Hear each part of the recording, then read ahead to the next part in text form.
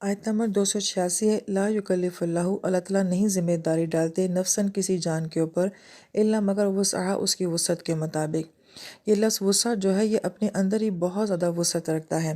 بعض مفسرین کرام نے تو فرمایا کہ وسعت کے اندر وراثت اور ماحول، یہ دو چیزیں بہت میٹر کرتی ہیں کہ کسی انسان کو اپنی وراثت سے کیا کچھ ملتا ہے، اپنی جین سے کیا کچھ ملتا ہے، اور دوسرا یہ کہ اس کو ماحول کیسا ملتا ہے۔ کچھ لوگ ایسے ہوتے ہیں کہ جنہیں اپنے جین سے ہی جو ہے بہت زیادہ قابلیت اور صلاحیت ملتی ہے، ماں باپ بہت اچھے مل جاتے ہیں، پڑھے لکھے بھی مل جاتے ہیں، مالی لحاظ سے بھی انسان آسودہ ہوتا ہے،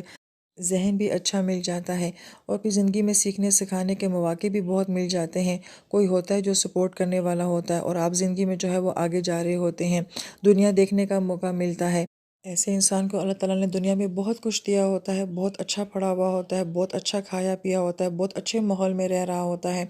لہٰذا ظاہری بات ہے اس کی وسعت بہت زیادہ ہوتی ہے۔ تو جو اس انسان سے جس نوعیت کا سوال کیا جائے گا وہ ایسے انسان کے ساتھ نہیں کیا جائے گا کہ جس کو ماحول اچھا نہ ملا ہو، وراثت سے بھی اس کو کچھ نہ ملا ہو، قابلیت یا ذہانت بھی اس کے پاس اتنی نہ ہو، زندگی میں ایسے مواقع نہ میسر آئے ہوں، اس نے دنیا نہ دیکھی ہو، تو گویا کہ اس سے جو سوال کیا جائے گا وہ بالکل مختلف نوعیت کا ہوگا۔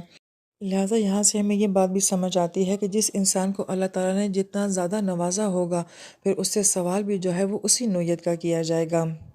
پھر کسی انسان کی وسعت یا اس کا پوٹینشیل کتنا ہے یہ بھی انسان خود بہتر جانتا ہے۔ مثلاً اگر ایک اسٹوڈنٹ ایسا ہے جو کہ 100 میں سے 50 نمبر لے کر آتا ہے اور اس کا ٹیچر بھی یہ بات جانتا ہے اور ایون وہ اسٹوڈنٹ بھی یہ بات جانتا ہے کہ میں تو 100 میں سے 90 بھی لے سکتا تھا یا میں 100 میں سے 100 نمبر بھی لے سکتا تھا، تو کوئی بھی اس کے 50 نمبر لانے پہ مطمئن نہیں ہوگا۔ مگر اگر ایک شاگرد ایسا ہے کہ جس کا پوٹینشیل ہی ایسا تھا کہ وہ 50 نمبر لے کر آیا ہے، تو گویا کہ وہ ٹیچر کی نظر میں بھی باعزت ہوگا اور اپنی نظروں میں بھی باعزت ہوگا۔ لہٰذا اس کا فیصلہ کون کرے گا کہ کس کے پاس کتنا پوٹینشیل ہے، کتنی وسعت ہے؟ تو یا تو اللہ تعالیٰ کی ذات بہتر جانتی ہے یا پھر وہ انسان خود بہتر جانتا ہے۔ اس لیے کوئی انسان بھی اللہ تعالیٰ کے سامنے یہ جواز نہیں پیش کر سکے گا کہ میں یہ کام نہیں کر سکا، میرے اندر اس بات کی صلاحیت ہی نہیں تھی، کیونکہ اللہ تعالیٰ جانتے ہیں کہ میں نے اس بندے کو یہ صلاحیت دی تھی، اور بندہ بھی جانتا ہے کہ میں اس کام کو ایسا کر سکتا تھا۔ اور بڑی اہم بات یہ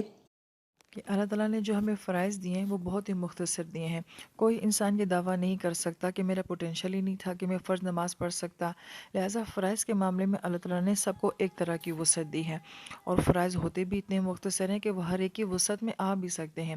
جبکہ نوافل کا جو معاملہ ہے وہ ہر انسان کا معیار ایک جیسا نہیں ہے۔ لہٰذا اس امت میں ایسے لوگ بھی گزرے ہیں جو ایک رات میں 100 نوافل، 300 نوافل بھی پڑھ لیا کرتے تھے، لہٰذا وہ تو ہر انسان کی ایک جیسی وسعت نہیں ہو سکتی ہے۔ اسی وجہ سے نوافل کے معاملے میں ہر انسان سے اس کی وسعت کے مطابق کا سوال ہوگا، لیکن فرائض کے معاملے میں وسعت کو نہیں دیکھا جائے گا۔ ہاں ماں کا سبت، لہٰذا اس کو فائدہ بھی اسی کام سے ہوگا جو وہ اپنے ارادے سے کرے گا، وہ علیہا مکتسبت، اور نقصان بھی اس کو اسی کام سے ہوگا جو وہ اپنے ارادے سے کرے گا۔ یہاں پہ ایک نقطہ مفسرین بیان کرتے ہیں کہ کسبت بولنا آسان ہے اور مکتسبت بولنا زبان کے اوپر کچھ مشکل لگتا ہے،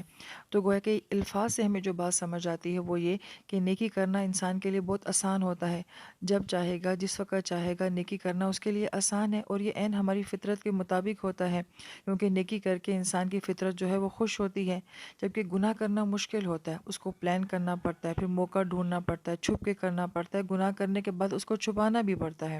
لہٰذا گناہ کرنا مشکل ہے اور یہ ہمیں اپنی فطرت سے لڑ کے کرنا پڑتا ہے، اس لیے اس کو کرنا جتنا مشکل ہے تو الفاظ کے اندر اس کو بولنا بھی جو ہے وَعَلَيْهَا مَكْتَسَبَتْ وہ بھی ہمیں مشکل نظر آ رہا ہے۔